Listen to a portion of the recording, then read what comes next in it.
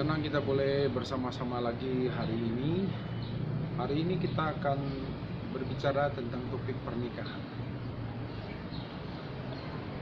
Banyak orang yang belum menikah, kepingin menikah, dan mereka berlomba-lomba secepatnya kepingin menikah.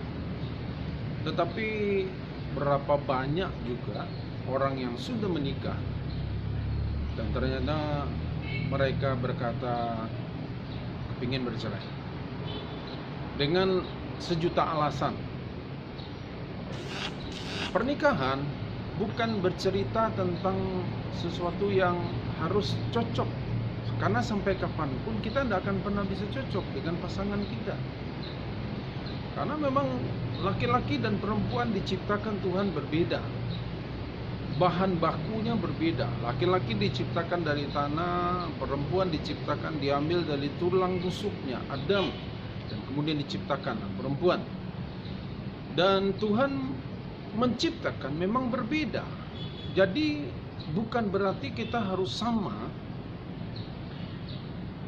antara laki-laki dan perempuan, suami dan istri.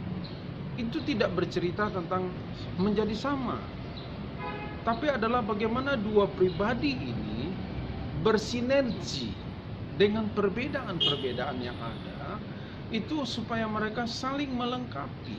Jadi kalau saudara merasa kok saya berbeda, dia berbeda, ya memang justru perbedaan itulah yang membuat kita bisa saling melengkapi.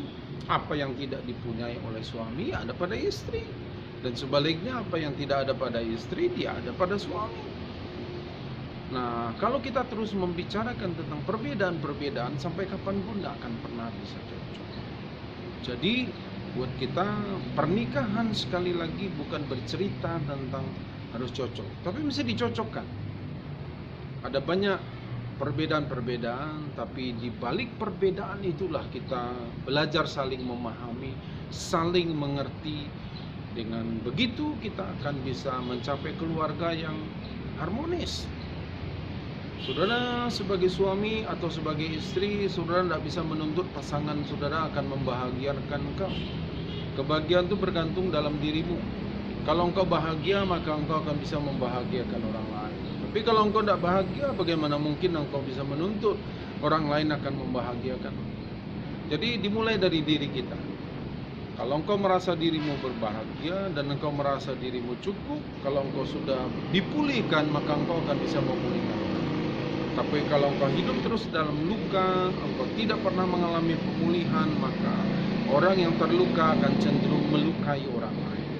Suami yang terluka, maka dia akan cenderung melukai istrinya. Dan orang tua yang terluka, maka dia cenderung akan melukai anak-anak. Anak-anak yang terluka, dia akan cenderung melukai orang tua. Jadi ini kayak satu hal yang tidak akan selesai-selesai. Dimulai dari diri kita. Pernikahan adalah bagaimana engkau dipulihkan. Kalau pribadimu pulih, hubunganmu dengan Tuhan baik, maka hubunganmu dengan sesama akan baik. Diawali dari pulihnya hidupmu pribadi dengan Tuhan.